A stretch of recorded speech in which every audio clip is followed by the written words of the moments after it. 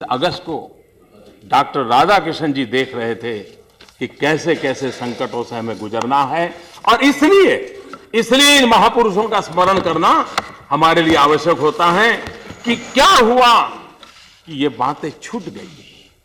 दोबारा हम पुनः स्मरण करें, फिर संकल्प करें, फिर चल पड़े। अभी भी देर नहीं हुई है। 125 करोड़ का देश, 800 मिलियन 65 से कम आयु की जनसंख्या हो, उस देश को निराश होने का कोई कारण नहीं है। हमारे पास ऐसे महान पुरुषों की विरासत भी है और हमारे पास उन नौजवानों के सामर्थ्य के अवसर भी हैं। हम दोनों को मिलाकर के हम कैसे करें, उसकी ओर हमने आगे देखना है। कभी कभार हम डॉक्टर बाबा साहब आंबेडकर को जब याद करते हैं तो मैं कुछ बातें ये कहना चाहता हूं। संविधान के द्वारा,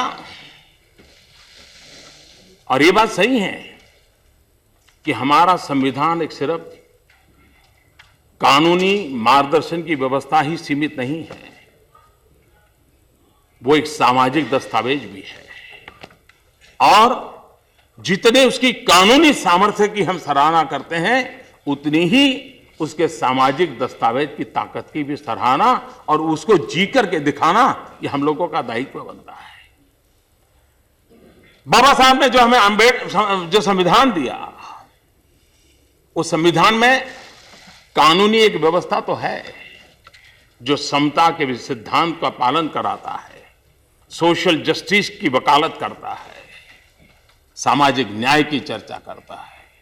लेकिन अगर हम संविधान के दायरे में अटक जाएंगे तो हो सकता है समता तो आ जाएगी, लेकिन अगर समाज अपने आप को बदलने के लिए तैयार नहीं होगा, सैकड़ों वर्षों की बुराइयों से मुक्ति पाने का अगर समाज संकल्प नहीं करता है, जो पाप हमारे पूर्वजों के द्वारा हुए हैं, उन पापों का प्रक्षालन करने के लिए हम और हमारी आने वाली पीढ़ियां तैयारी नहीं करती हैं, तो बाबा साहब आंबेडकर का सोशल जस्टिस की ताकत हो, समता की ताकत हो, वो पूर्ण करने का दायित्व एक समाज के नाते भी हमको उठाना पड़ेगा। और इसलिए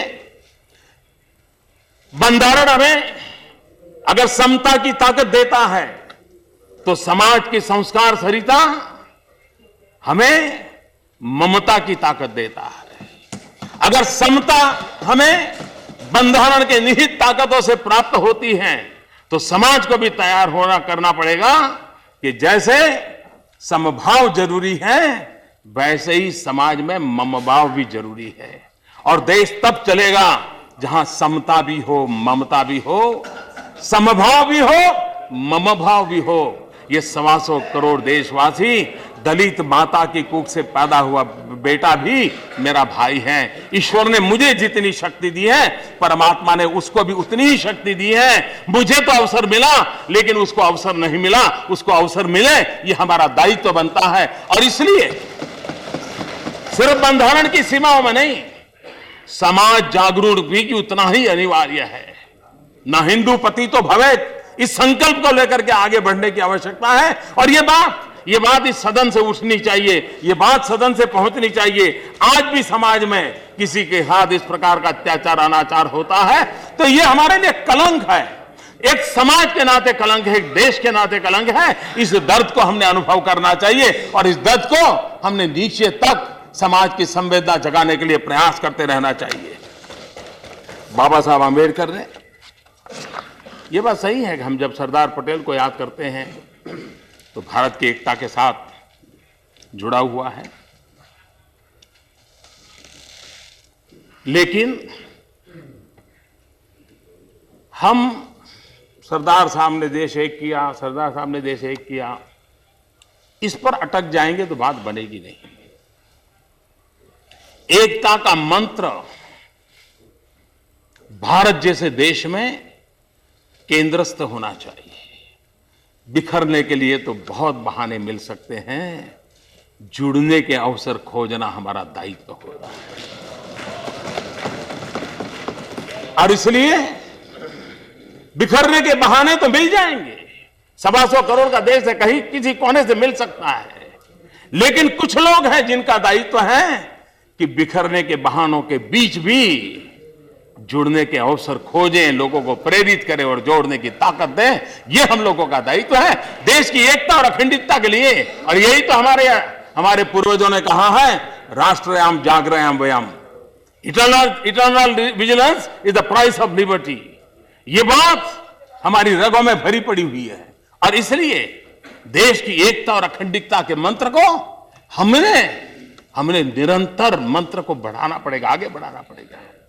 मेरे मन में एक कार्यक्रम चल रहा है, मैं आशा करूंगा कि आप में जो सोच लेते हैं, समय है, वे भी कुछ नए आइडिया देंगे तो उसको और अच्छा बनाने का प्रयास करेंगे। एक भारत श्रेष्ठ भारत कल्पना मेरे मन में चल रही है, मैं ऐसे ही विचार छोड़ रहा हूं, अभी तो मैंने कोई डिजाइन बनाई नहीं है। हमारे देश में हमने बहुत लड़ लिया, दक्षिण के लोगों को लगता है हिंदी हम पर थोपते रहो तुम, और मैंने देखा यहां भाषण में कहीं न कहीं आता है, लेकिन एक और भी तरीका है देश को समझने का, जानने का, आगे बढ़ने का। और मैंने 31 अक्टूबर को सरदार साहब की जन्म जयंती के दिन पर इसका थोड़ा सा उल्लेख किया था। क्या हम राज्यों को प्रेरित कर सकते हैं कि जिसमें आग्रह किया जाए कि भाई मान लीजिए छत्तीसगढ़ राज्य है, वो तय करे कि 2016 में हम केरल महोत्सव मनाएंगे और छत्तीसगढ़ राज्य में मलयालम भाषा के अल्फाबेट्स बच्चों को परिचित करवाए जाएं।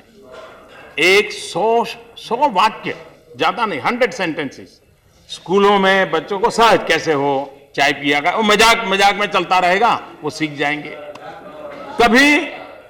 कभी मलयालम फिल्म फेस्टिवल छत्तीसगढ़ में क्यों ना हो, क्यों न वहां का खान पान, वहां के लोग, वहां के नाट्य यहां आए, लोग देखें।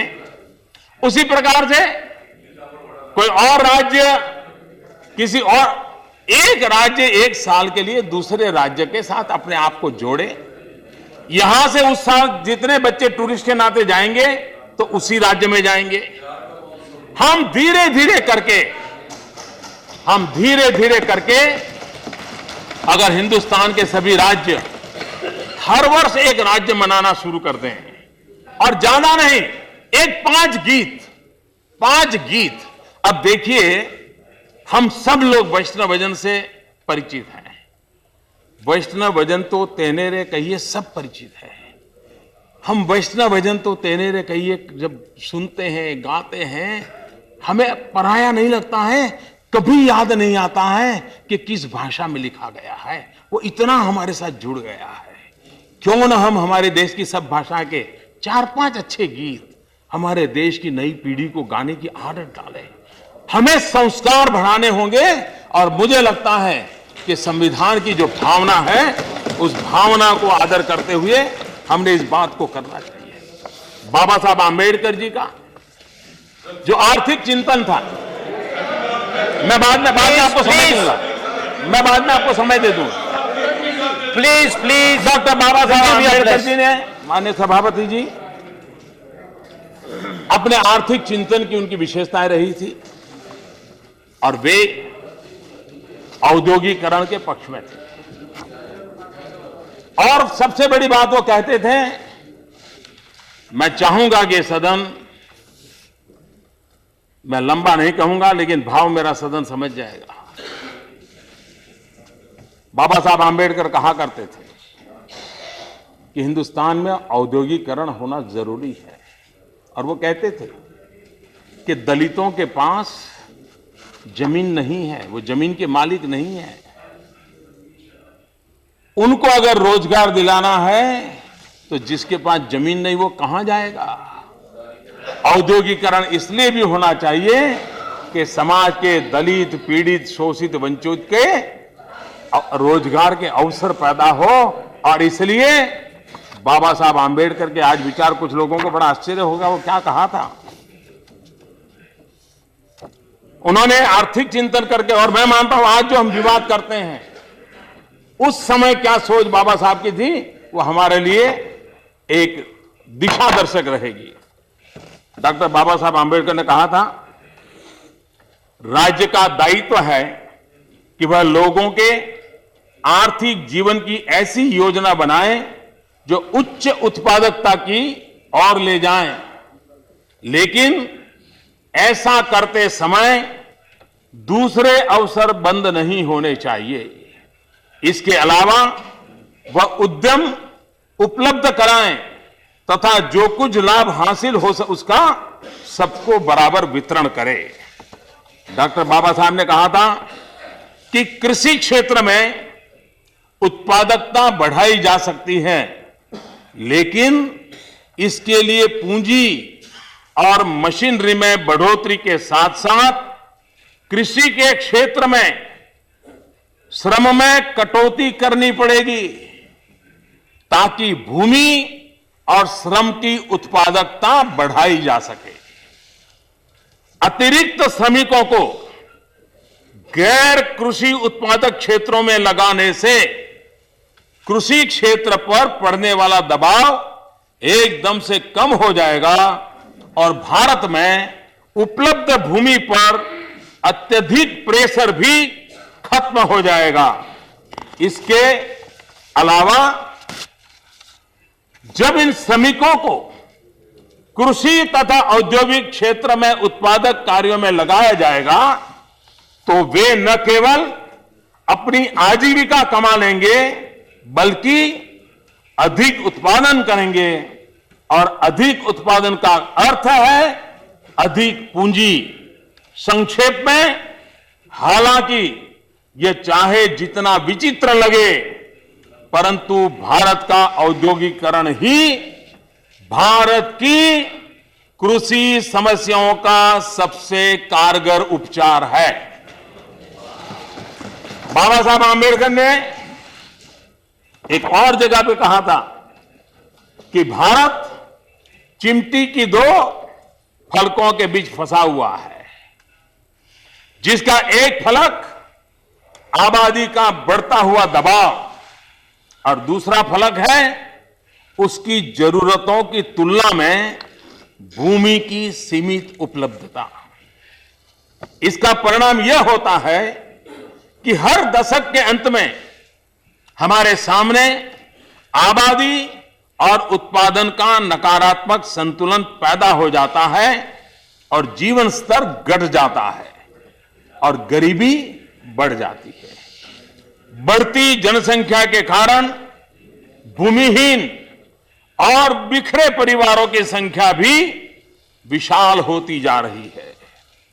औद्योगिकरण के पक्ष में एक गंभीर अभियान चलाने के अलावा कृषि को लाभकारी बनाने की संभावनाएं न के बराबर है। बाबा साहब आंबेडकर ने 60 साल पहले हम किन समस्याओं को झेलेंगे, हमें कैसी समस्याओं को जूझना पड़ेगा, हमारा आर्थिक चिंतन क्या होना चाहिए, उस समय बाबा साहब आंबेडकर ने हमारे सामने रखा था।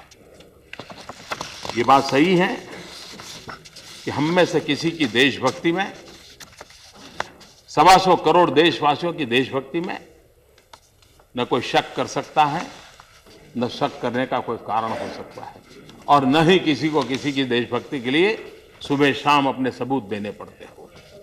समाज, हम सब भारत के संविधान से बंधे हुए लोग हैं, भारत के महान संस्कार और परंपराओं से बंधे हुए लोग हैं। दुनिया हमें कैसे देखती थी और दुनिया भारत का किस प्रकार से गौरवगान करती थी, आज जब हम उन महापुरुषों ने संविधान निर्माण किया, वो कौन सा माहौल होगा जिससे उनको इस प्रकार से ले गए होंगे। मैं आज आखिरी शब्द कुछ उसके कह करके अपनी बात को समाप्त करूंगा। आदरणीय सभापति जी, मैं मैक्स मुलर को आज कोट करना चाहता हूं। उन्होंने क्या कहा था? मैक्स मुलर कहते हैं, अगर मैं ऐसा देश ढूंढने के लिए पूरी दुनिया को देखूं जहां प्रकृति ने धन, शक्ति और सौंदर्य की सबसे ज्यादा छटा बिखेरी हो, तो पृथ्वी पर असल में स्वर्ग है, तो मैं भारत की ओर इशारा करूंगा। अगर मुझसे पूछा जाए कि किस आसमान के नीचे मानव मस्तिष्क ने अपने पसंदीदा उपहारों में से कुछ को सबसे ज्यादा पूरी तरह विकसित किया है, जीवन की बड़े से बड़ी समस्याओं पर गहराई से विचार किया है और उनमें से कुछ का समाधान भी निकाला है, जो उनका भी ध्यान आकर्षित करेगी जिन्होंने प्लूटो और कांट को पढ़ा है, तो मेरा इशारा भारत की ओर होगा।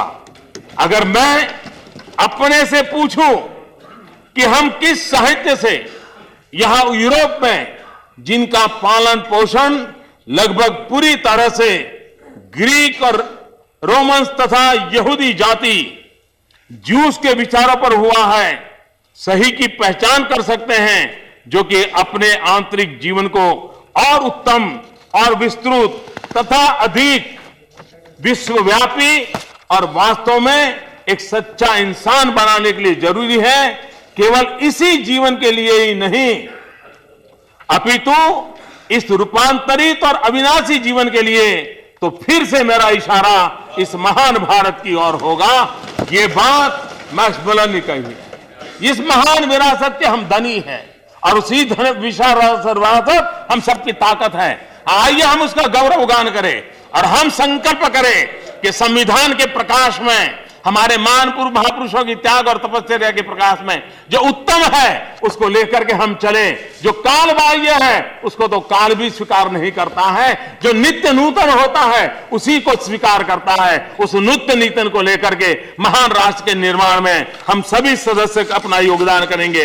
मैं फिर एक बार सभी आदरणीय सदस्यों का हृदय से आभार व्यक्त करता हूं। सभापति जी, मैं आपका भी आभार व्यक्त करता हूं और संविधान की इस चर्चा के जो उत्तम बिंदु निकले हैं, उन उत्तम बिंदुओं के प्रकाश में हम कानूनों का निर्माण करें तब भी, संसद में आचरण करें तब भी, समाज का नेतृत्व करें तब भी, समाज को आगे ले जाने का प्रयास करें तब भी, उसी बातों को लेकर के चलेंगे। उस विश्वास के साथ मैं फिर एक बार इस सदन को उत्तम प्रवचनों से लाभान्वित कराने वाले सभी आदरणीय सदस्यों का हृदय से अभिनंदन करता हूं। बाबा साहब आंबेडकर और उस महापुरुष के साथ काम करने वाले उन सभी महानुभावों को नमन करता हूं। बहुत बहुत धन्यवाद।